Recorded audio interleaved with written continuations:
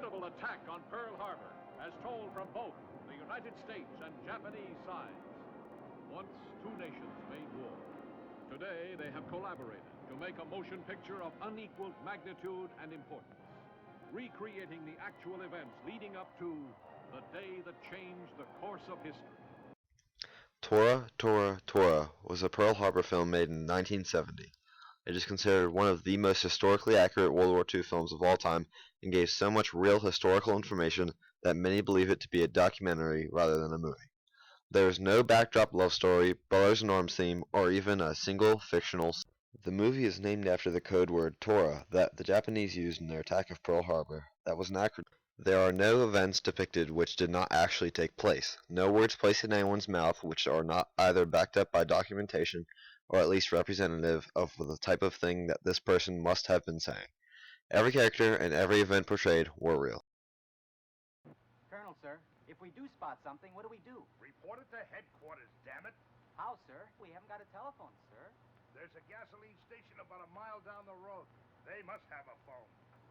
The main contributing factor to the realism of this movie would be that this movie was done alongside Japanese producers who gave important insight and information on the actual Pearl Harbor. However, there were some minor inaccuracies, which mainly were unavoidable when trying to recreate Pearl Harbor. Parts of the film show the takeoff of the Japanese aircraft utilize an Essex-class aircraft carrier, USS Yorktown, which was commissioned in 1943 and modernized after the war to have an angled flight deck. The ship was leased by the film producers, who needed an aircraft carrier for the film. It was used largely in the takeoff sequence of the Japanese attack aircraft. This sequence shows interchanging shots of models of the Japanese aircraft carriers in the Yorktown. It does not look like any of the Japanese carriers involved in the attack due to its large bridge island and its angled landing deck. The Japanese carriers had small bridge islands and angled flight. Also, all the Japanese aircraft in the footage bear the markings of Akagi's aircraft, a single vertical red stripe following the red sun symbol of Japan, even though 5 other aircraft carriers participated, each having its own marking. In one of the fighting scenes over Oahu, you can see a small cross on one of the mountainsides. However, the cross was actually not built until after the attack as a memorial to the victims of the attack.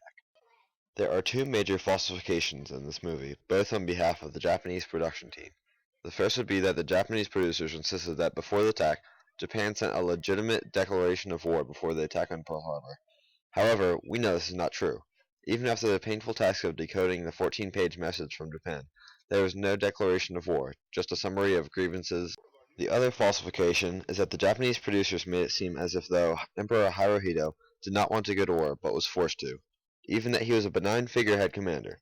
In a supposed conversation between Prime Minister Kyoto and Commander Yamamoto, Kyoto states that Hirohito's signature is merely a formality. However, that conversation never happened, and also Hirohito had the ability to override any decisions made by those below him. Here's a message for the Commanding General of Fort Shafter. Is it marked urgent? No? Although this movie has its inaccuracies, it's impossible not to when equipment you need, such as Japanese World War II aircraft carriers, have been scrapped or out of use for years. In the big picture, the actual attack of Pearl Harbor and events leading up to it were spot on, with hardly any discrepancies. There was finger pointing as to who was going to be attacked, and during the battle, Oahu was even attacked from the right direction.